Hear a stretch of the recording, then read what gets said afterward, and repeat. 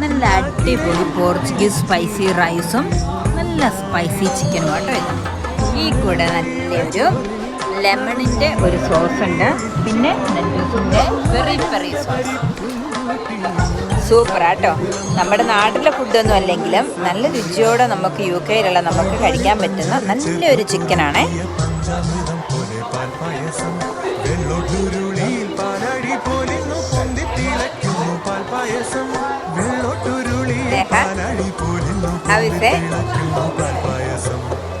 കഴിച്ചു കഴിയാറായോ?